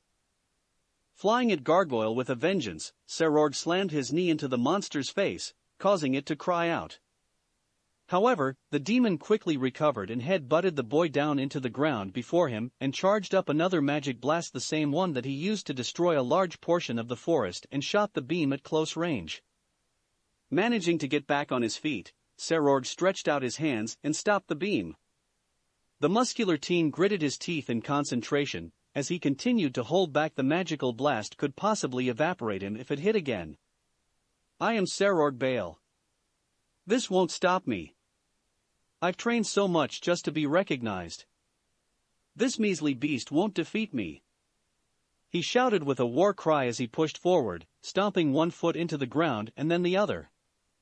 Ginta watched on in amazement as Serorg pushed through his partner's attack. The Bale forced slowly cocked back his right arm, clenching his fist closed, before knocking it right into the magical blast, redirecting it to Gargoyle. The blast exploded on contact and encased Gargoyle in a flash of white and purple light. Its cries were overshadowed by the explosion setting off, destroying the area around them with a massive eruption of energy.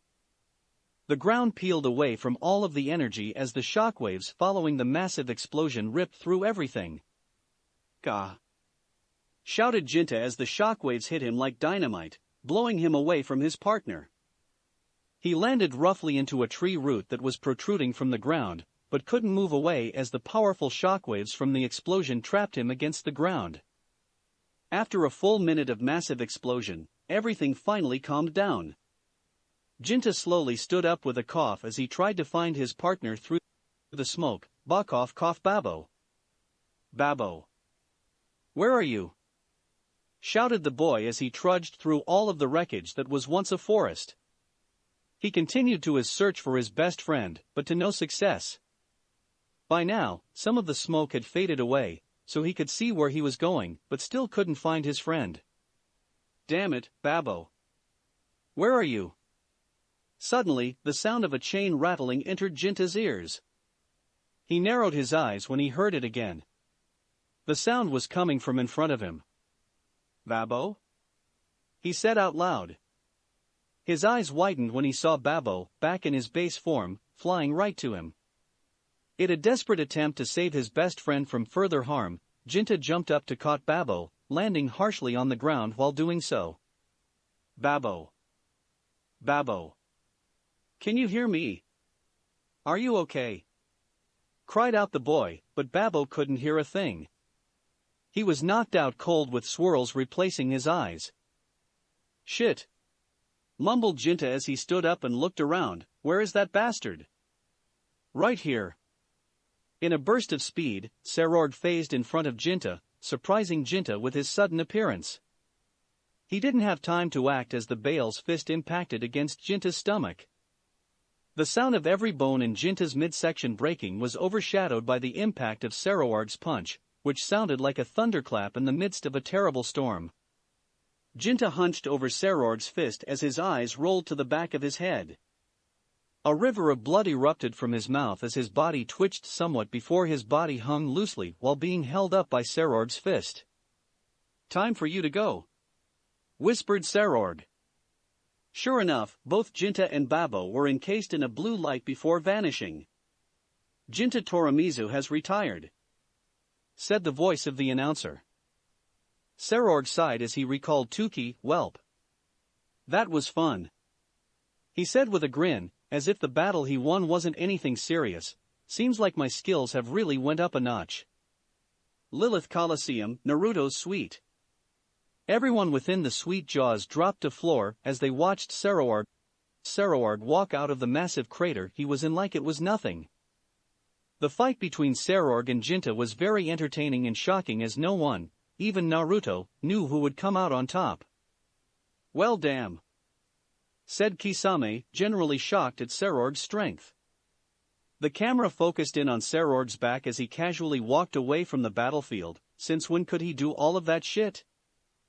This isn't good," muttered Orochimaru as he watched Serorg on the screen. "I don't know if Lee could survive a battle against Serorg now. He's leveled a lot since our last fight." Naruto gripped his pants as he looked at the screen that showed Lee and Sikh Vera walking through what seemed like to be the Flatlands environment. "Keep safe, Lee. Things just got tricky." Rating game dimension, swamp environment. Rias was back to the same spot she was spawned at the beginning of the devil exam. The area itself hadn't changed, so that probably meant that there hasn't been a fight within the swamp environment, something that she was happy about. She didn't want a lot of traffic in the place she considered to be a safe haven from the chaos going on in the other environments. While the animals in the swamp were loud, she'd rather deal with them than fighting for her life in an all-out brawl with 3 other people. She was sitting on her small island that was surrounded by the murky water that filled swamp floor. She didn't have a plan on what to do next. While sitting in one spot for hours wasn't going to do her any good, it was the only place that she felt comfortable at and she was hesitant to leave again. "Ugh, why does this has to be so complicated?" she groaned, sprawl out on her small island. "I need to go out there and do something." Anything that could remotely put me in the decision-making of those running for the Rookie 4, but every time I leave this damn swamp, trouble always finds me. She rolled over to her side as she thought back to the fight with Deidara. If it wasn't for Issei saving me, I'd be long gone. She muttered, I don't know why those over the tournament didn't pull me and Issei out. If you'd ask me, what Issei did was help me and we're prohibited to helping each other and should be punished for that. But since I'm still here, I should be thankful and not talking to myself out loud. Rias' sweat dropped, realizing what she was saying. This swamp is driving me crazy. I can't go to sleep because of all of the loud noises.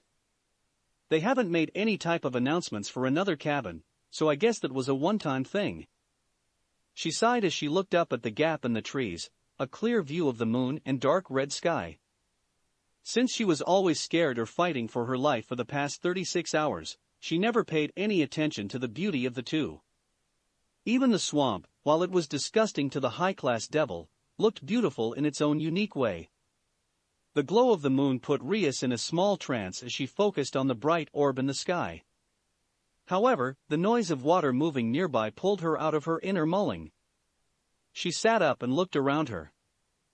To her left were ripples within the water, confusing her. That's a first. She whispered, while there may be fish or some other animal living in the water, that's the first time there's ever been a disturbance on the surface.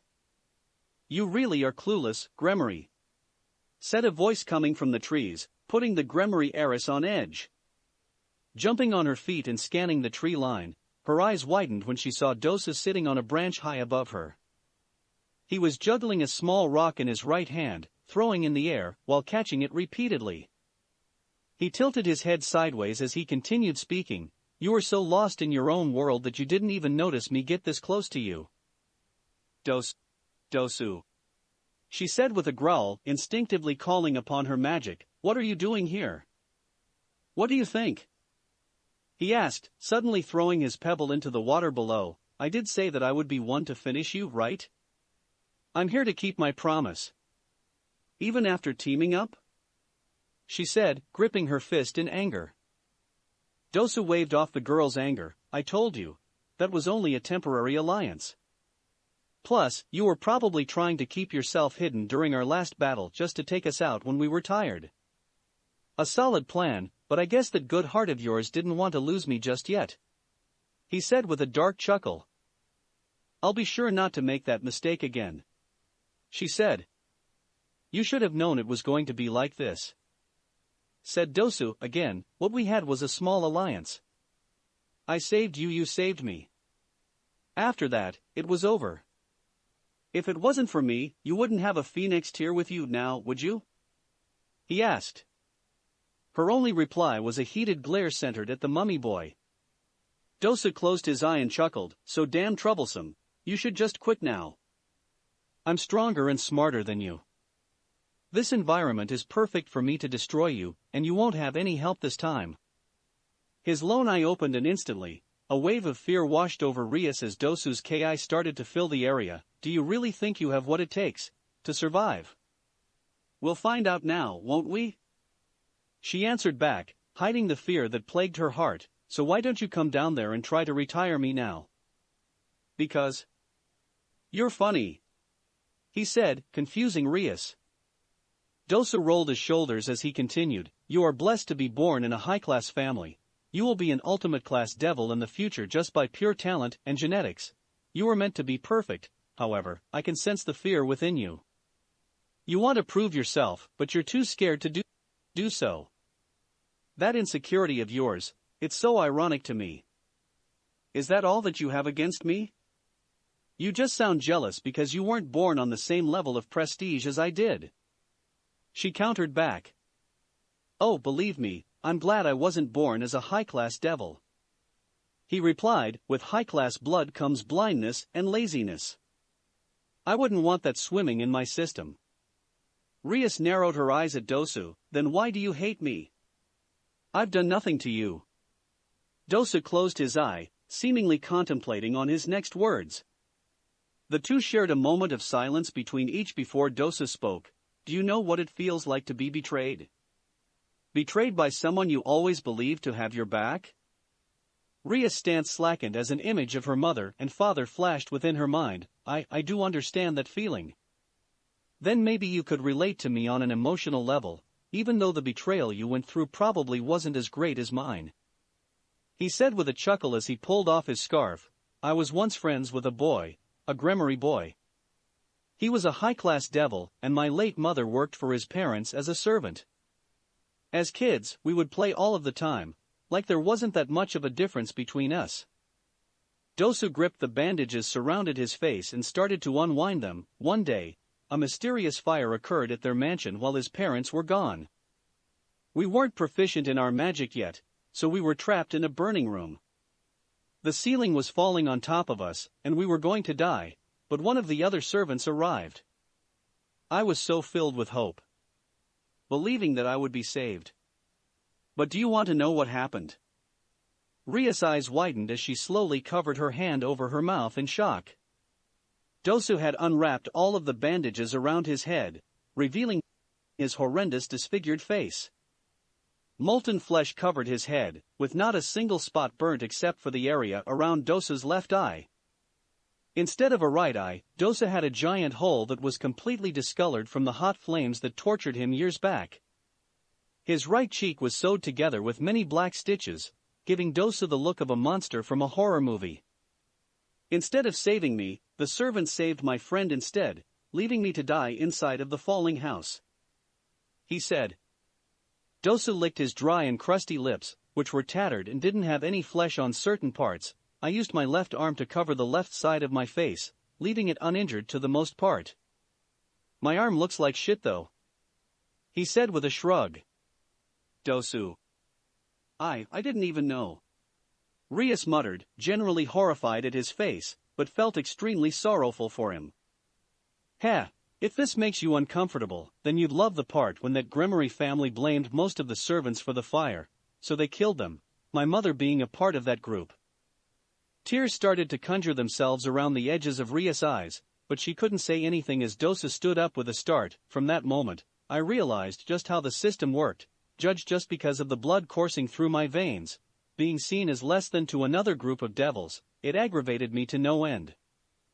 The hatred in my heart continued to grow as I decided that day that I would never be weak again in my life.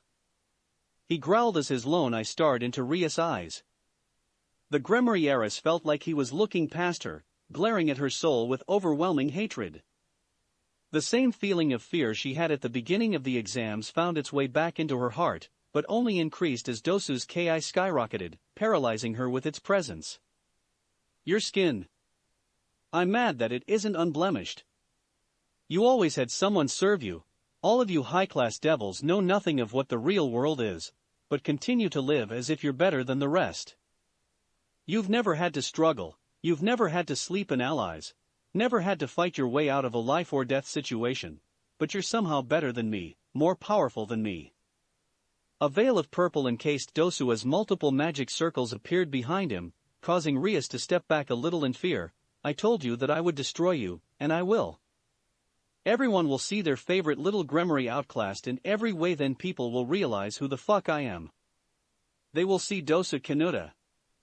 He shouted as multiple beams of magic rained down at Rias, signaling the start of a long-awaited battle. That's it for this reading. Hit like and subscribe for a free ticket pass going to the different worlds of anime fanfictions. Looking forward to having you on board again.